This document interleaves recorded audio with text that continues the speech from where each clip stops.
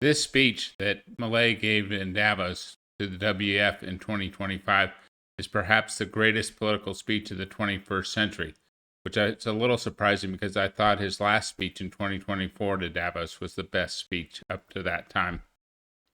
For Atlas Shrugged fans, it's up there with the money speech. Part of what makes this speech so amazing is it has a unifying theme. The theme of making the West great again, instead of just being a political stump speech.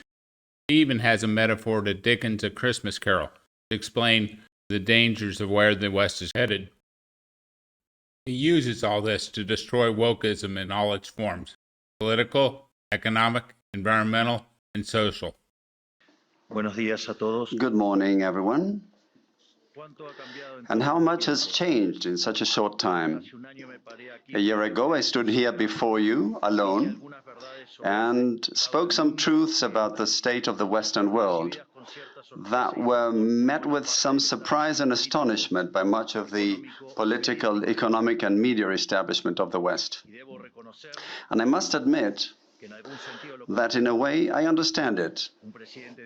A president from a country that, as a result of systematic economic failure for more than 100 years, as a result of having the country taken weak stances in major global conflicts, and as a result of us having closed ourselves off to trade, we had lost practically all international significance over the years. A president of such a country stood on this stage and told the entire world that they were wrong, that they were headed for failure, that the West had gone astray, and that it needed to be redirected. The president of that country, Argentina, who was not a politician, who had no legislative support, no backing from governors, business leaders, or media groups. In that speech, here, standing before you, I told you it was the beginning of a new Argentina, that Argentina had been infected with socialism for far too long, and that with us it would once again embrace the ideas of freedom, a model that we summarize as the defense of life, liberty, and private property. I'm sorry to interrupt, but this is a recurring theme in Milei's speeches: the inalienable rights of life, liberty, and property. I have two videos on point which will be in the show notes. One is a montage of Milei talking about life, liberty, and property. The other is about the philosopher John Locke, who first came up with the idea of life, liberty, and property as being your fundamental inalienable rights. Now let's get back to the speech. And I also told you that, in a way, Argentina was the ghost of Western Christmases yet to come, because we had already experienced everything you were going through, and we already knew how it would end. A year later, I must say that I no longer feel so alone. I don't feel alone because the world has embraced Argentina. Argentina has become a global example of fiscal responsibility, of commitment to honoring our obligations, and obviously a commitment to solve the inflation problem. Also, we are an example of a new way of doing politics, which is about telling people the truth to their faces and trusting that they will understand. Nor do I feel alone, because over the course of this year, I have found allies in this fight for the ideas of freedom in every corner of the world. From the amazing Elon Musk to that fierce Italian lady, my dear Giorgia Meloni. From Bukele in El Salvador to Viktor Orban in Hungary. From Benjamin Netanyahu in Israel to Donald Trump in the United States. Slowly, an international alliance has been forming among all those nations which, like ours, want to be free and believe in the ideas of liberty. And slowly, what once seemed like the absolute global hegemony of the woke left in politics, educational institutions, in the media, in supranational organizations, or even in forums like Davos, has begun to crumble. And a hope for the ideas of freedom is starting to emerge. Today I've come here to tell you that our battle is not yet won. And although hope has been rekindled, it is our moral duty and our historical responsibility to dismantle the ideological edifice of sickly wokism, until we have succeeded in rebuilding our historical cathedral, until we have ensured that the majority of Western countries once again embrace the ideas of liberty, until our ideas become the common currency in the halls of events such as this one, we can't let our guard down. Because I must say that forums like this one have been protagonists and promoters of the sinister agenda of wokism that is doing so much damage to the Western world. If we want to change, if we truly want to defend the rights of citizens, we must first begin by telling them the truth. And the truth is that there is something badly mistaken about the ideas that have been promoted through forums such as this one. And I would like to take a few minutes today to discuss some of them. Today, few will deny that winds of change are blowing in the West. There are those who resist change, those who grudgingly accept it, but accept it nonetheless. There are the new converts who appear when they see it as inevitable. And finally, there's those of us who have fought all of our entire lives for change to arrive. Each one of you will know which group you belong to. Surely, there may be a bit of each within this auditorium, but you will all surely recognize that the times of change are knocking on our doors. Historic moments of change have a unique characteristic: the times when formulas that have been in place for decades become exhausted. The methods once considered the only way of doing things cease to make sense, and what to many seemed unquestionable truths is finally called into question. These are times when the rules get rewritten, and therefore these are times that reward those who have the courage to take risks. But much of the free world still prefers the comfort of what is familiar, even though it may be the wrong path, and they will insist on applying the recipes of failure. And the great burden that is the common denominator among the countries and institutions that are failing is the mental virus of woke ideology. This is the great epidemic of our time that must be cured.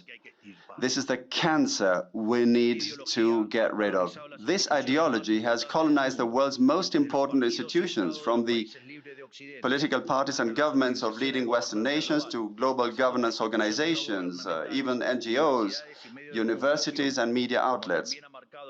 It has also set the tone of the global conversation over the past decades. Until we remove this abhorrent ideology from our culture, our institutions and our laws, Western civilization and even the human species will not be able to return to the path of progress demanded by our pioneering spirit. It is essential to break these ideological chains if we want to usher in a new golden age. That is why today I would like to take a few minutes to breaking those chains. But first, let's talk about what we're fighting for. The West represents the pinnacle of human achievement. On the fertile ground of its Greco-Roman heritage and Judeo-Christian values, the seeds of something unprecedented in history were sown. After definitively overcoming absolutism, liberalism inaugurated a new era in human existence, and within the new moral and philosophical framework which placed individual liberty above the whims of tyrants, the West was able to unleash man's creative capacity, initiating an unprecedented process of wealth generation. The data speaks for itself. Until the year 1800, the world's per capita GDP remained virtually constant. However, from the 19th century onwards, and thanks to the Industrial Revolution, per capita GDP multiplied by 20, lifting 90% of the global population out of poverty, even though the population itself increased eightfold. And this was only possible thanks to a convergence of fundamental values: respect for life, liberty and property, which enabled free trade, freedom of speech, freedom of religion, and the other pillars of Western civilization. In addition, our inventive, Faustian, exploratory, pioneering spirit, which is constantly testing the limits of what is possible. And that's a pioneering spirit that today is represented, among others, by my dear friend Elon Musk, who has been unjustly vilified by the wokism ideology in recent days for an innocent gesture that simply reflects his enthusiasm and gratitude towards people. In summary, we invented capitalism on the basis of saving, investment, labor and reinvestment, and hard work. We got every worker to multiply tenfold, 100-fold, or why not even 1,000-fold their productivity, thus overcoming the Malthusian trap. Yet at some point in the 20th century, we lost our way, and the liberal principles that had made us free and prosperous were betrayed. A new political class, driven by collectivist ideologies and taking advantage of times of crisis, saw the perfect opportunity to accumulate power. All the wealth created by capitalism until then and into the future would be redistributed through some scheme of centralized planning, setting in motion a process whose disastrous consequences we are suffering today. By promoting a socialist agenda, while insidiously operating within the liberal paradigm, this new political class distorted the values of liberalism. And so they replaced freedom with liberation, using the coercive power of the state to redistribute the wealth created by capitalism. Their justification was the sinister, unjust, and abhorrent idea of social justice, complemented by theoretical Marxist frameworks aimed at liberating individuals from their needs. And at the core of this new value system lies the fundamental premise that equality before the law is not enough, as hidden systemic injustices exist which must be rectified. An idea that serves as a goldmine for bureaucrats who aspire to omnipotence. And this is fundamentally what wokism is about, the result of the reversal of Western values. Each of our civilization's pillars has been replaced by a distorted version of itself through various mechanisms of cultural subversion. Negative rights to life, liberty, and property were transformed into an artificial and endless list of positive rights. First it was education, then housing, and from then on absurdities like access to the internet, televised football, theater, cosmetic treatments, and an endless number of other desires that were turned into fundamental human rights. Rights that, of course, someone has to pay for, and which can only be guaranteed through the infinite expansion of the abhorrent state. In other words, we move from the concept of freedom as the fundamental protection of the individual against the intervention of the tyrant to the concept of liberation through state intervention. On this foundation, wokism was built, an ideology of monolithic thinking upheld by various institutions, whose purpose is to penalize dissent. Feminism, diversity, inclusion, equity, immigration, abortion, environmentalism, gender ideology, among others. These are all various heads of the same beast, aimed at justifying the state's expansion through the appropriation and distortion of noble causes. Let us look at some of these. Radical feminism is a distortion of the concept of equality. Even in its most benevolent form, it is redundant, as equality before the law already exists in the West. Everything else is a quest for privileges, which is what radical feminism truly seeks, pitting half of the population against the other half, when they should both be on the same side. We have even got to the point of normalizing the fact that in many supposedly civilized countries, if you kill a woman, it is called femicide, and this carries more serious punishment than if you kill a man, simply based on the sex of the victim, legally making a woman's life be worth more than that of a man. And that they carry the banner of the gender-based wage gap, but when you look at the data, it is clear that there is no inequality for the same work, but rather that most men tend to choose better-paying professions than most women. However, they don't complain about the fact that most prison inmates are men, or that most plumbers are men, or that most victims of robbery or murder are men, let alone the majority of people who have died in wars. But if you raise these points in the media, or even at this forum, you're considered a misogynist, simply for defending an elementary principle of modern democracy and the rule of law, which is equality before the law, and of course defending the data as well.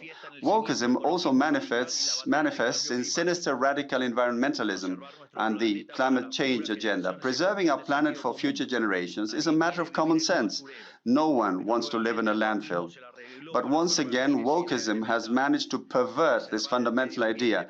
From preserving the environment for human enjoyment, we have shifted to a fanatical environmentalism, where we humans are seen as a cancer that must be eradicated, and economic development is considered little more than a crime against nature.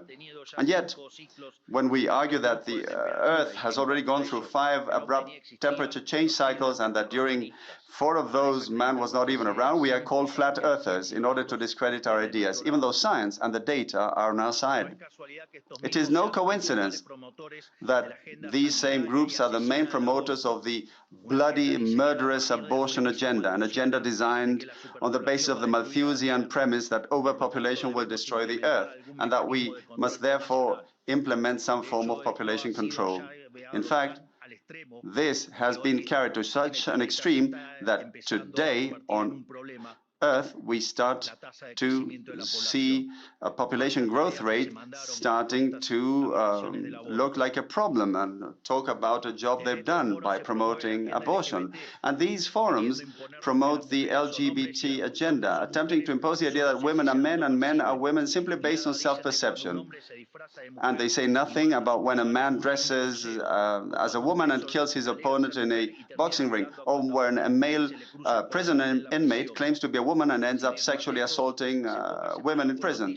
In fact, just a few weeks ago, there were headlines around the world regarding the case of 2 gay Americans who championed the banners of sexual diversity and were sentenced to 100 years in prison for abusing and filming their adopted children for more than 2 years. I want to be clear, when I say abuse, this is no euphemism, because in its most extreme forms, gender ideology is outright child abuse. They are pedophiles. So I want to know who would support that kind of behavior. Healthy children are being irreversibly harmed through hormone treatments and mutilation, as if a 5-year-old child could possibly consent to such things. And should their family not agree to this, there will always be state agents ready to step in favor of what they call the best interest of the child. And believe me, the scandalous experiments in the name of this criminal ideology will be condemned and likened to those committed in the darkest periods in our history. Uncovering this multitude of abhorrent practices is the eternal victimhood narrative, always ready to hurl accusations of homophobia, transphobia, and other fabricated terms, whose sole purpose is to silence those of us who dared to expose the scandal, one of which both national and international authorities are complicit. Meanwhile, in our businesses, public institutions, and educational establishments, merit has been cast aside in favor of the doctrine of diversity, which represents a regression to the aristocratic systems of the past. Quotas are invented for every minority politicians can come up with, which ends up undermining the excellence of institutions. Wokism has also distorted the issue of immigration. The free movement of goods and people is a fundamental pillar of liberalism. We know this well. Argentina, the United States, and many other countries became great thanks to immigrants who left their homelands in search of new opportunities.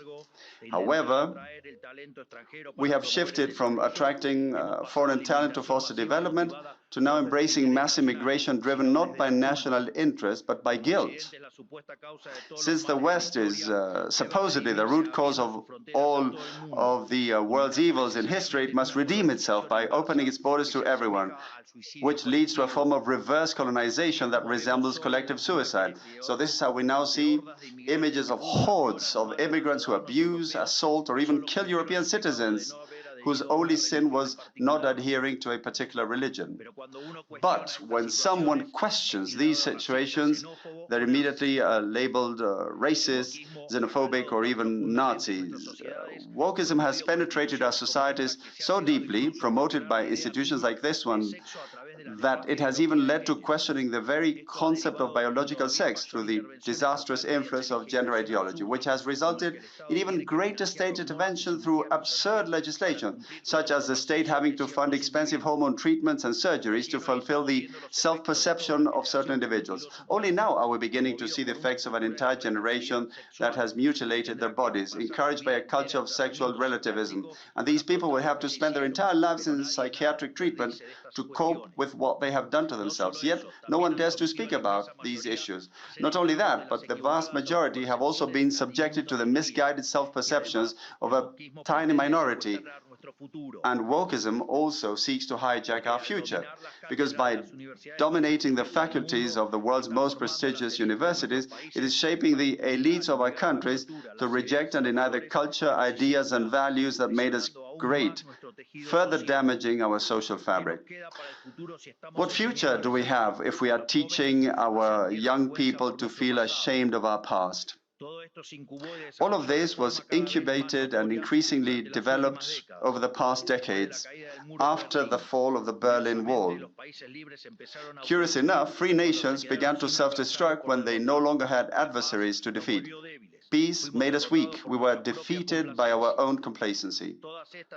All these and other aberrations, which we can't enumerate due to time constraints, are the threats that today endanger the West. And unfortunately, these are the beliefs that institutions like this one have been promoting for 40 years. And no one here can feign innocence. For decades, there has been a worship of a sinister and murderous ideology, as if it were a golden calf, moving heaven and earth to impose it on humanity.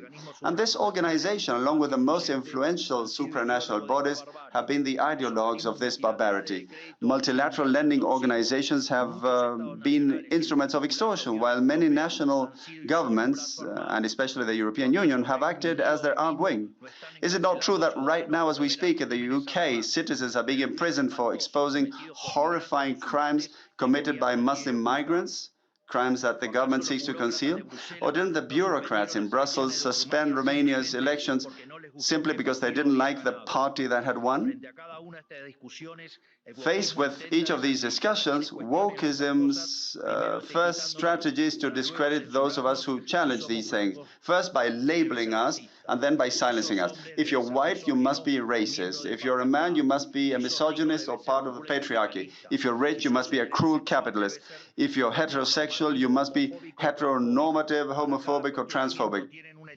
For every challenge, they have a label, and then they try to suppress you by force or through legal means.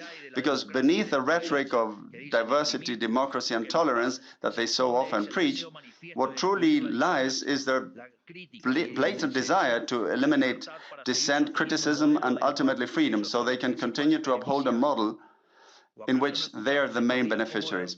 Haven't we heard only recently how certain European leading authorities, and quite reddish, I should say, actually have made open appeals to censorship? Actually, there is no censorship, but rather this idea that you need to silence those who don't partake in the woke ideology. And what kind of society can wokeism create? A society that replaced the free exchange of goods and services with the arbitrary distribution of wealth at gunpoint. One that replaced free communities with forced collectivization. One that replaced the creative chaos of the market with the sterile and sclerotic order of socialism. A society filled with resentment, where there are only two types of people. Those who are net taxpayers on the one hand, and those who are beneficiaries of the state on the other. And by this, I don't refer to those who receive social assistance because they don't have enough to eat. I'm talking about the privileged corporations, the bankers who were bailed out during the subprime crisis, the majority of media outlets, the indoctrination centers disguised as universities, the state bureaucracy, the unions, social organizations, and the crony businesses that thrive of the taxes paid by hard-working individuals and taxpayers. I'm talking about the world described by Ayn Rand in Atlas Shrugged, which unfortunately has become a reality. It is a system where the big winner is the political class, which becomes both a referee and stakeholder in this redistribution game. I say it again. The political class is a referee and stakeholder, an interested party in this redistribution. Of course, the one who redistributes is the one who keeps the lion's share. And despite the cosmetic differences between various political parties, they share interests, partners, deals, and an unshakable commitment to maintaining the status quo. That is why I call them all the party of the state, a system that hides behind well-meaning rhetoric, claiming that the market fails and that they are the ones responsible for correcting the failures through regulations, force, and bureaucracy. But there's no such thing as market failures. Market failures, I say this again, do not exist. Since the market is a mechanism of social cooperation where property rights are voluntarily exchanged, the very concept of market failures is a contradiction in terms. The only thing such intervention achieves is the creation of new distortions within the price system, which in turn hinders economic calculation, savings, and investment, ultimately leading to even more poverty in its wake, or a mesh of abhorrent regulations, such as is the case in Europe, which kills economic growth. As I often say in my speeches, if you believe there is a market failure, go and check to see if the state is not involved. And if you find that it isn't, check again, because you got it wrong. I'm sorry to interrupt again, but because Milei talks about market failure, I've done a whole video on point. A link will be in the show notes. For this same reason, since wokism is nothing more than a systematic plan by the party of the state to justify state intervention and increase public spending, this means that our first and foremost mission, if we truly want to reclaim the West's progress and build a new golden era, has to be the drastic reduction in the size of the state, not only in each of our countries, but also the drastic reduction of all supranational organizations, as this is the only way to root out this perverse system, draining its resources in order to give back to taxpayers what belongs to them and to put an end to the sale of favors. There is no better method to end state bureaucracy than to have no opportunity for such favors to be sold in the first place. The functions of the state must once again be limited to defending the right to life, liberty, and property. Any other function the state assumes will come at the expense of its fundamental role and will inevitably lead to the omnipresent Leviathan that we all suffer under today. Today we are witnessing the global exhaustion of this system that has dominated us for the past few decades. Just as has happened in Argentina, the rest of the world is seeing the deepening of the only truly relevant conflict of this century and of all previous ones, the conflict between free citizens and the political caste that clings to the established order, doubling down on its efforts aimed at censorship, persecution, and destruction. Fortunately, throughout the free world, a silent majority is organizing, and in every corner of our hemisphere, the echo of this freedom cry resonates. We are facing a change of era, a Copernican shift, the destruction of a paradigm and the construction of another. And if globally influential institutions like this one wish to turn over a new leaf and participate in good faith in this new paradigm, it will have to take responsibility for the role played over the past decades, acknowledging to society the mea culpa that is being demanded of them. To conclude, I wish to speak directly to the world's leaders, to all those who lead both national states and also to major economic groups and influential international organizations, whether present here today or listening from their homes. The political formulas of the past decades, which I have referred to in this speech, have failed and are now collapsing under their own weight. This means that thinking like everyone else does, reading what everyone else reads, and saying what everyone else says can only lead to error, even though many still insist on marching towards the precipice. The script of the last 40 years has run out, and when a system runs out, history opens up. That is why, to all global leaders, I say it is time to break free from that script. It is time to be bold. It is time to dare to think and to dare to to write our own verses. Because when the ideas and narratives of the present all say the same thing and they say the wrong things, being brave means standing outside of time. It means looking backwards, not being dazzled by the transient, losing sight of the universal. It means reclaiming truths that were obvious to our ancestors and that are at the core of Western civilization success, but which the regime of monolithic thinking of recent decades has persecuted as if they were heresies. As Churchill once said, the farther back you can look, the farther forward you're likely to see. In other words, we must reconnect with the forgotten truths of our past to untangle the knots of the present and take the next step forward as a civilization towards the future. And what do I see when I look back? That we must once again embrace the last proven thesis of economic and social success. This is the model of freedom.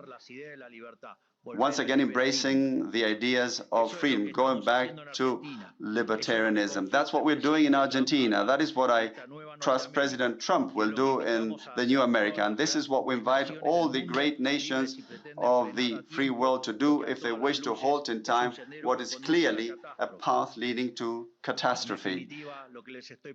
So ultimately, what I'm proposing is that we make the West great again. Today, just as 215 years ago, Argentina has broken its chains and invites us, as our national anthem declares, invites us, all mortals of the world, to hear the sacred cry, freedom, freedom, freedom. May the forces of heaven be with us. Thank you all very much, and long live freedom, damn it! President Milei once again gives a superlative speech in which he packs more ideas in 30 minutes than most politicians can do in a lifetime of speeches. It is interesting that President Milei chose Ayn Rand's Atlas Shrugged to represent the dystopian world in which we live and which the WEF has done so much to create. It's amazing that Milei has not fallen for any of the woke issues, like so many other politicians. I love it when Milei points out that the political class is both the referee and beneficiary of these woke ideologies. Among politicians, Milei presents the most principled stand for freedom.